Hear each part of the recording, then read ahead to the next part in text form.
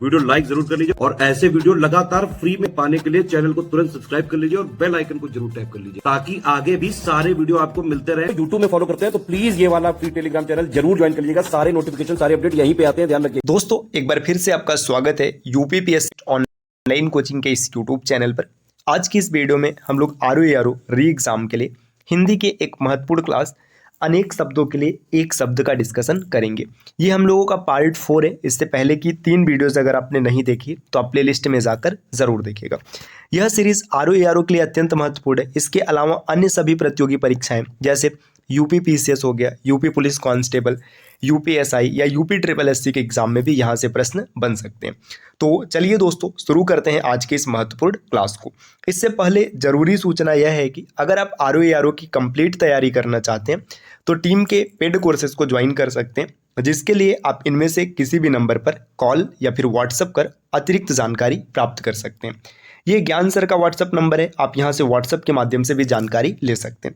अब बढ़ते हैं आगे अपने क्लास की ओर। देखिए यहाँ पर कुछ महत्वपूर्ण वाक्यांश दिए और इनके लिए एक शब्द भी दिया गया है, जैसे कि अंक। अंक का मतलब है गोद, गोद में सोने वाला पुरुष, उसके लिए अंकशाई का प्रयोग किया जाता है। गोद, गोद का मतलब अंक में स्थान पाया हुआ अंकस्थ कहलाता है। देखिए गोद में सोने वाला जो पुरुष है उसे अंकशाई कहेंगे और गोद में जो स्थान पाया हुआ है उसके लिए क्या कहेंगे, अंकस्थ कहेंगे। बिना देखरेख का जानवर उसे अनेर कहा जाता है। अनेर का मतलब है बिना देखरेख का जानवर, इसकी कोई देखरेख नहीं है। जिसे अधिक बकवास करना ना आता हो उसे अप्रगल्भ कहते हैं। अप्रगल्भ का मतलब है जिसे बकवास करने नहीं आता है। जो विश्वास करने योग्य न हो अविश्वसनीय होता है, मतलब विश्वास करने योग्य नहीं है। दूसरी माँ के कोख से जन्म लेने वाला अन्योदर। अन्योदर का मतलब है दूसरी माँ के कोख से जन्म लिया है, इसका विलोम होता है सहोदर, मतलब एक ही माँ के कोख से जन्म लिया है। जो बिल्कुल खुला हो उसे अनावृत कहते हैं। अनावृत मतलब जो एकदम से खुला हुआ है। जिस पर आक्रमण न हो सके उसे अनाक्रांत कहते हैं। अनाक्रांत का मतलब है इस पर आक्रमण नहीं हो सकता है, जिसका किसी भी प्रकार उल्लंघन नहीं किया जा सके। अनुल्लंघनीय, देखिए अनुल्लंघनीय मतलब यहाँ पर ये एक साथ जोड़कर लिखा गया अनुल्लंघनीय, जिसका उल्लंघन नहीं किया जा सकता या उल्लंघन नहीं हो सकता। जो न जाना गया हो या जिसके विषय में कोई ज्ञान न हो उसे अनवगत कहते हैं। अनवगत का मतलब है जिसके बारे में कोई ज्ञान नहीं है, जिसे जाना नहीं गया है।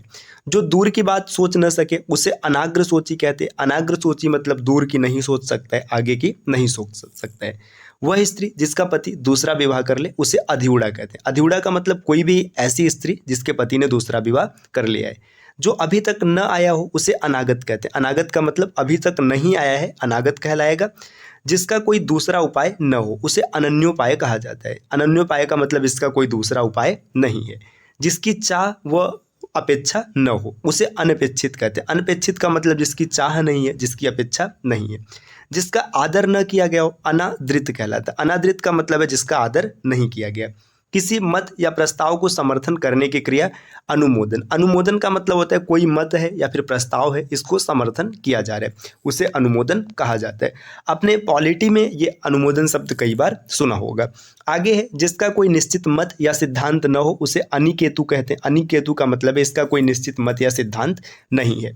नीचे की ओर लाना या खींचना ये अपकर्ष कहलाता है। अपकर्ष का मतलब है नीचे की ओर आना, उत्कर्ष का मतलब होता है ऊपर की ओर जाना। मूल्य घटाने की क्रिया इसे अवमूल्यन कहते हैं। देखिए मूल्य घटाने की क्रिया, किसी भी वस्तु का या फिर किसी भी चीज़ का मूल्य जब कम किया जाता है वो प्रक्रिया अवमूल्यन कहलाता है। जो किसी की ओर मुख किया हो उसे अभिमुख। अभिमुख का मतलब है किसी की ओर मुख किया हुआ। नीचे की ओर जब मुख किया होता है उसे अधोमुख कहते हैं। अधोमुख का मतलब है नीचे की ओर मुख किया हुआ है।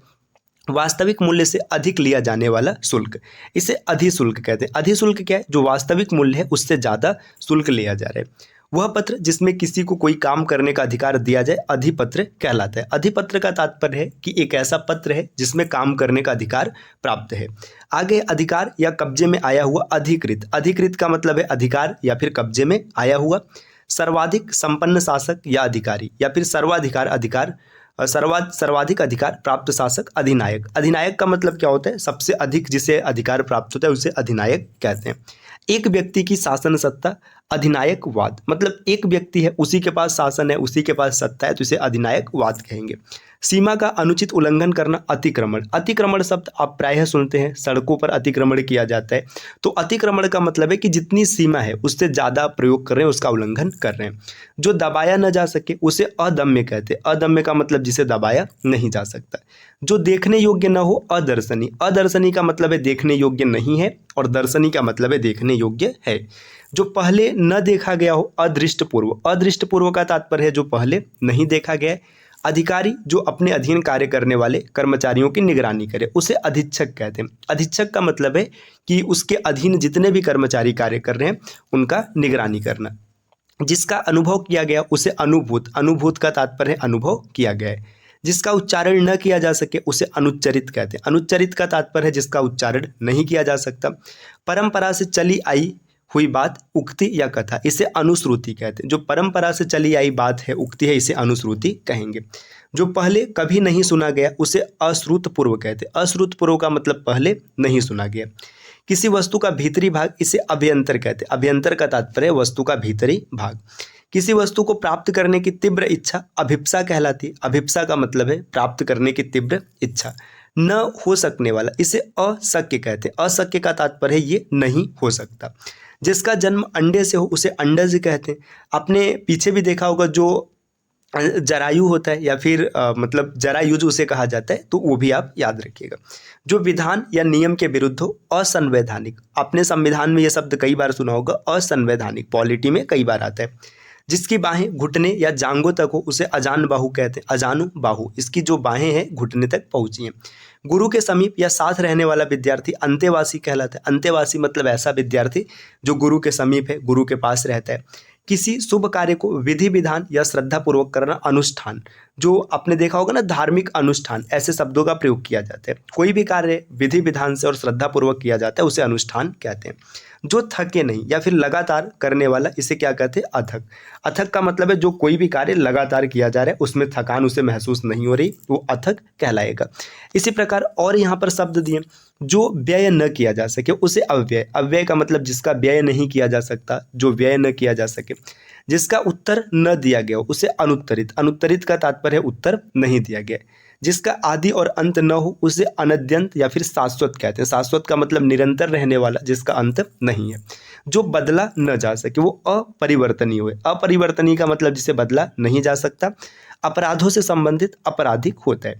देखिए, ये अ से संबंधित जितने महत्वपूर्ण एक शब्द थे, सबका हम लोगों ने डिस्कशन कर लिया। देखिए, अपराधों से संबंधित इसे आपराधिक नहीं कहते, वो अशुद्ध शब्द होता है, याद रखिएगा, अपराधिक कहते हैं। अब आ से संबंधित कुछ महत्वपूर्ण शब्द यहाँ पर दिए, इनके बारे में भी हम लोगों को देखना चाहिए। जो इधर उधर से घूमता फिरता आ जाए उसे आगंतुक। आगंतुक का मतलब इधर उधर घूमते घूमते आ गया। जो आदर करने योग्य हो उसे आदरणीय कहते हैं। आदर करने योग्य है। साथियों, एक बार फिर से आपको बता दें, अगर आप ROARO या फिर UPPSC एग्जाम की कंप्लीट प्रिपरेशन करना चाहते हैं तो आप टीम के पेड कोर्सेज को ज्वाइन कर सकते हैं, जिसके लिए आप इनमें से किसी भी नंबर पर कॉल या फिर व्हाट्सएप कर जानकारी प्राप्त कर सकते हैं। ये ज्ञान सर का व्हाट्सएप नंबर है, आप यहाँ से व्हाट्सएप के माध्यम से भी जानकारी ले सकते हैं। चलिए अब आगे बढ़ते हैं अपने क्लास की ओर। देखिए, यहाँ पर दिया आशा से अधिक या जिसकी आशा न की गई हो उसे आशातीत कहते हैं। आशातीत का तात्पर्य है आशा से अधिक। जिसकी सारी कामनाएं पूरी हो गई हो उसे आप्त काम कहते हैं। आप्त काम का मतलब सारी कामना पूरी हो चुकी है। ऋषि निर्मित अथवा कथित, इसे आर्स। आर्स का मतलब है ऋषि के द्वारा निर्मित है या फिर उनके द्वारा कथित है। जो भविष्य के प्रति आशीर्वाद हो, आशावादी, मतलब माफ कीजिएगा, आशावाद हो, मतलब भविष्य के प्रति आशावाद है तो उसे आशावादी कहेंगे। अपने जीवन का स्वलिखित इतिहास, इसे आत्मकथा कहते हैं। देखिए, अपने जीवन का इतिहास है तो उसे आत्मकथा कहेंगे, और दूसरों का है तो वो जीवनी हो जाएगा। आगे यहाँ पर दिए आश्रय देने वाला, इसके लिए एक शब्द होता है आश्रयदाता। आलोचना करने वाला आलोचक कहलाता है। आदि से अंत तक, आद्योपांत या फिर आद्यंत, ये होता है आदि से अंत तक। आकाश में गमन, गमन का मतलब विचरण या फिर उड़ने वाला जो होता है उसे आकाशगामी कहते हैं। आकाश में, अच्छा माफ कीजिएगा, गमन करने वाले को आकाशगामी कहते हैं और आकाश में उड़ने वाले को आकाशचारी कहते हैं। तो दोनों में अंतर याद रखिएगा। आकाशगामी मतलब आकाश में गमन करेगा, विचरण करेगा, और आकाश में जब उड़ने वाला होगा तो उसे आकाशचारी कहेंगे। जन्म भर तो इसे आजन्म कहते हैं या जन्म पर्यंत कहते हैं। जो अपनी हत्या अपने आप करे उसे आत्मघाती या आत्महंता कहते हैं, मतलब अपनी हत्या अपने आप करेगा। जो अपने पैरों पर खड़ा हो उसके लिए आत्मनिर्भर शब्द का प्रयोग किया जाता है। सिर से पैर तक आपाद मस्तक शब्द का प्रयोग किया जाता है सिर से पैर तक। आभार मानने वाला उसे आभारी कहते हैं। जो आभार मानने वाला है उसके लिए आभारी शब्द का प्रयोग किया जाएगा।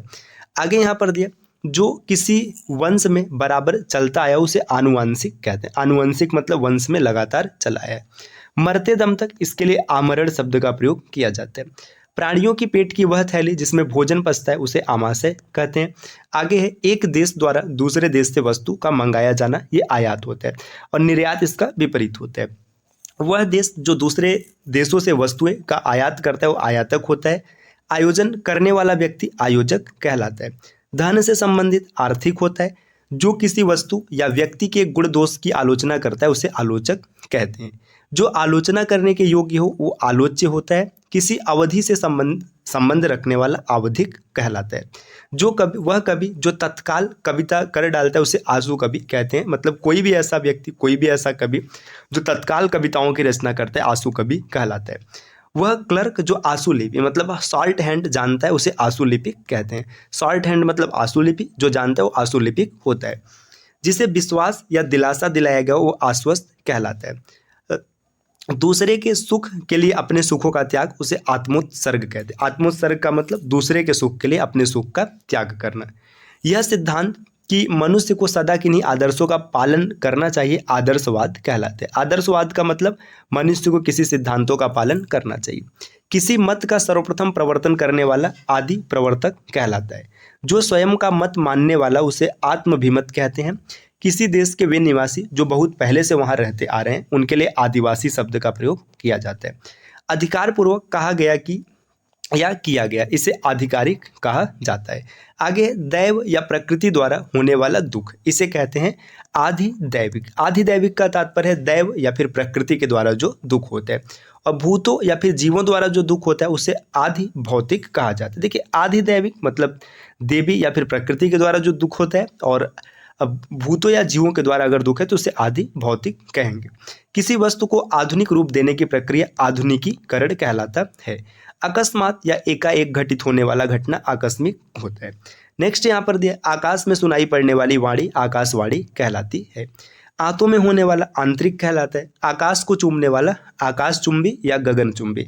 अभी आईपीएल का दौर चल रहा है तो आपने आईपीएल में कई बार गगनचुंबी छक्के ऐसे नाम जरूर सुने।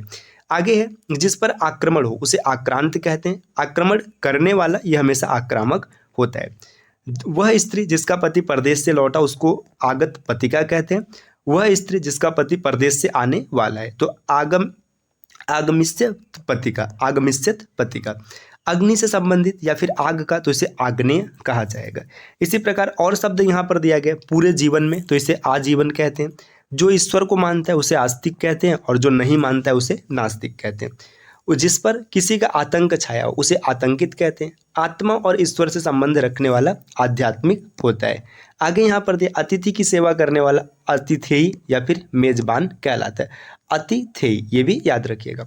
अपने आप को किसी के हाथ सौंपना या समर्पित करना आत्मसमर्पण कहलाता है। ऐसा व्रत जो मरने पर ही समाप्त हो उसे आमरण व्रत कहते हैं।